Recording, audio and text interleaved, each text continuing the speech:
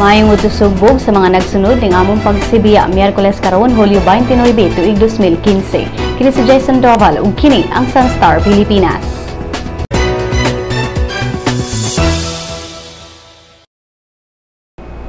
Gipatumana sugod karong adlawa ang one-way traffic scheme sa pipila ka mga dagkong dalan sa dakbayan sa Mandaue.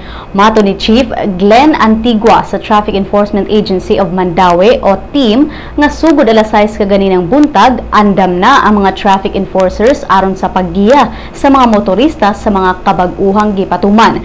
Ang dalan SB Kabahog o PJ Burgos ang gihimong one-way din ang mga sakyanan nga paingon lang sa Pacific Mall gikan sa Jollibee Sentro ang makagamit sa SB Kabahog. Samtang ang mga sakyanan nga padulong City Hall ug lapas niini ang makagamit sa PJ Burgos gikan Pacific Mall. Lakip sab sa bagong scheme ang pagtugot sa mga sakyanan padung dakbayan sa Cebu nga makaagi ilawom sa magikay flyover sa MC Briones Street. Kahinumduman nga kining one-way scheme mando ni Mandaue City Mayor Jonas Cortez ngadto sa team aron sayong maanad ang mga motorista sa dili pa magsugod ang Apex Summit sa Sugbo. Ang dakbayan sa Mandaue na ilang traffic bottleneck sa Metro Cebu kay daghang sakyanan ang mogamit sa mga dalan niini uban sa mga motorista padung Cebu City, Lapu-Lapu City ug lain pang mga lungsod. Upat ka inilang sumusunod o giingong sumusunod ni Leoncio Pitaw o Ka Parago na sikop ni atong Martes sa hapon sa Kalinan, Dakbayan sa Davao. Ang mga dinakpan na ilang sila si Christopher Rolion alias Ka Joel, Rani Ninal, Alexander Bortolome ug Mike Capito. Mato ni Davao City Police Office spokesperson Mil Grace Driz nga diha gyud kang alias Ka Joel gisilbi ang warrant of arrest ug didto siya nadakpan lakip ang iyang mga kauban sa Station Grill sa distrito sa Kalinan. Dugang ni Driz nga nakuha gikan sa upat ang mga armas, improvised explosive devices, lain-laing cellphones, granada ug electrical wirings. Ning pagbalita, giandam na ang mga kasong ipasaka batok sa mga sospek.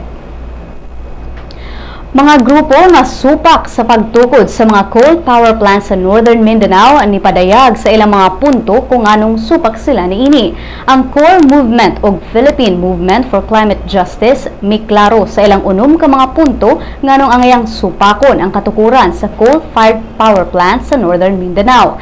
Ato sa press con kagahapon, gibutyag sa mga grupo ang ilang mga punto ug lakip niini mao ang makaguba sa bahandi sa katubigan ug kadagatan, makadislocate sa daghang komunidad sa mga mananagat, makadaot sa mga deklaradong fish sanctuaries o protected areas, makaguba sa kinaiyahan ug makadaot sa panglawas ang gamiton nga coal ug makadugang sa kainit sa kalibutan ang coal ug makabungkag sa mga komunidad tungod sa kay bahinon dinhi ang baruganan sa mga komunidad pinaagi sa mga saad ug hanyag nga material.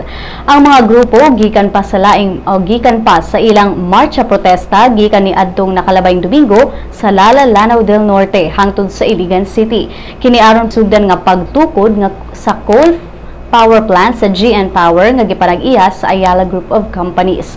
Supak ang mga grupo sa pagtukod sa coal power plant sulod sa planta sa Lefarge Iligan Incorporated sa may barangay Kiwalan nga gikitahong adunay Environmental Compliance Certificate. Dugang hangyo sa mga grupo ngadto sa mga hintungdan local government units nga mosuporta sa kampanya batok sa coal-fired power plants ug sa pagpaligon sa mga balaod nga nag-amuma sa kinaiyahan.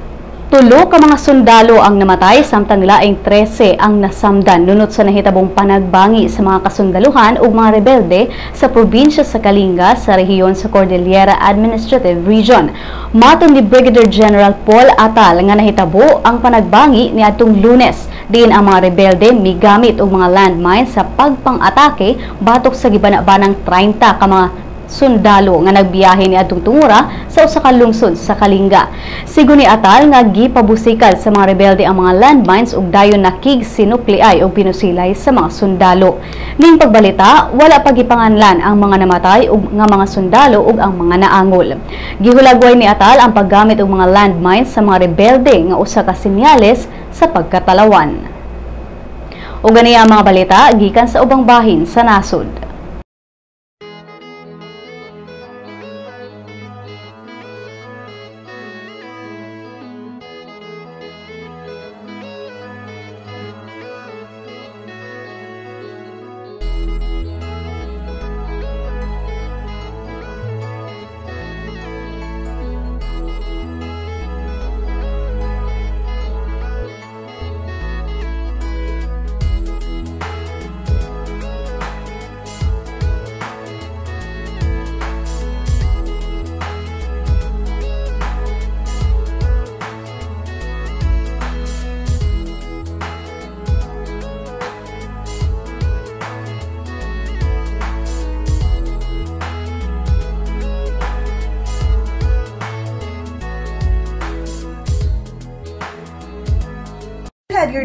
Of Sun.Star News. Good news! Sun.Star's e-paper has a 7-day trial version.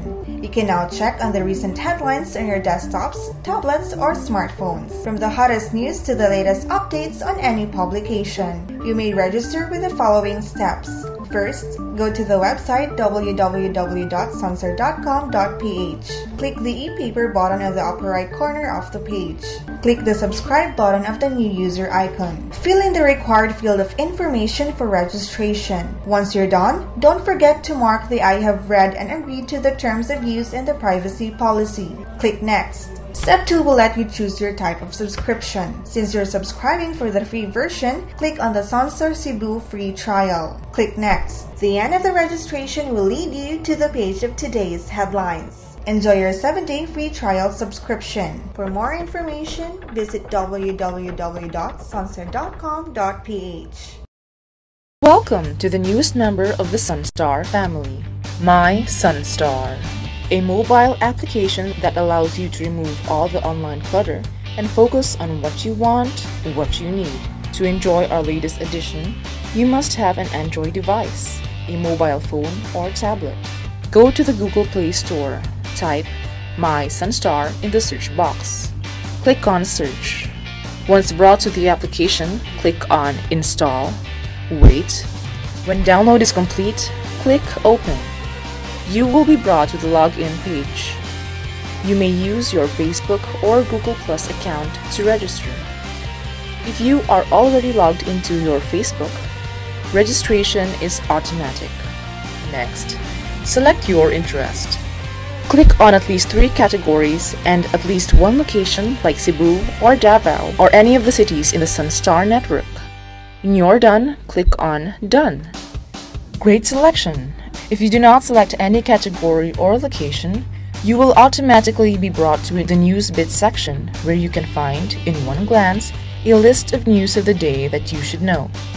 If you have selected your interest, the News Bits will be the first list, followed by different categories that you chose. This way, you do not see all the other news and articles that will not be relevant to you. What you see is what you want. If you want to add more categories, click on the menu icon on the top left. Choose My Interests. Select again. You will also see in the menu information prepared specifically for the mobile app. These are Lotto, classifieds on jobs and properties, and obituaries. What makes My Sun.Star different from the Sun.Star website and the responsive mobile site is its customization feature. You be the judge of what is news to you. This app will also be available soon on the Apple Store, so those with iPhones and iPads can enjoy My Sun.Star. Thank you! 10 high school teams, 7 college squads, 2 divisions, fighting for the championship crown. Who will reign sa Southmid 2015? Watch every game live at www.sunstar.com.ph. Visit southmid.sunstar.com.ph to get the latest updates. Mga kabisdak! Ania na ang atong magazine!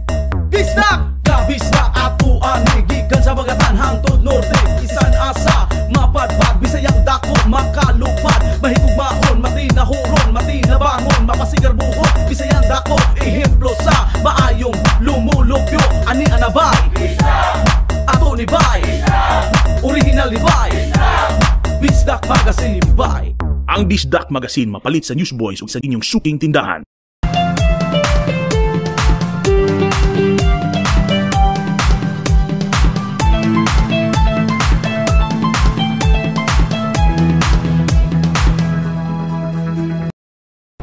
Actress Bea Alonzo mipadayag nga okay daw sila sa iyang boyfriend nga si Zanjoe Marudo, ang tibok istorya sa Showbiz Chika ni Crystal Clemente.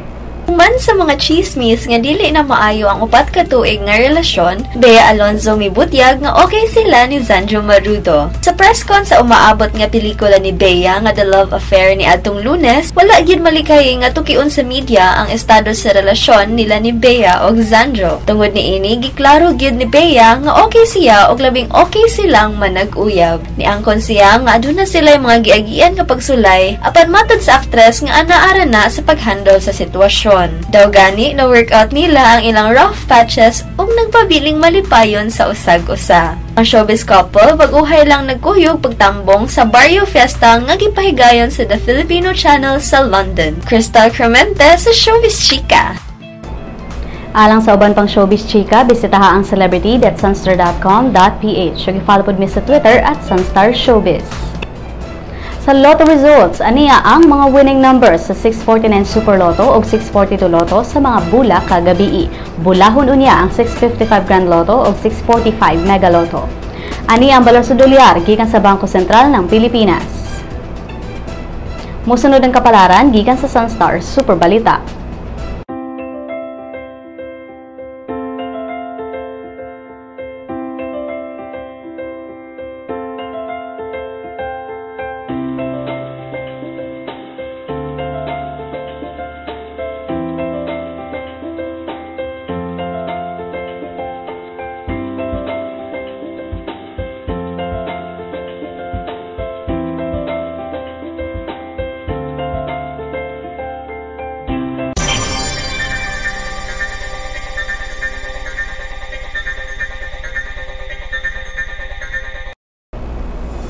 Ug dinhi natapos ang atong mga balita karong adlawa. Alang sa dugang pang updates, bisitaha ang www.sunstar.com.ph. I-follow sab ang among mga updates sa Twitter @Sunstar Online ug sa Facebook Sun.Star Philippine News. Kini si Jason Doval ug kini ang Sun.Star Pilipinas.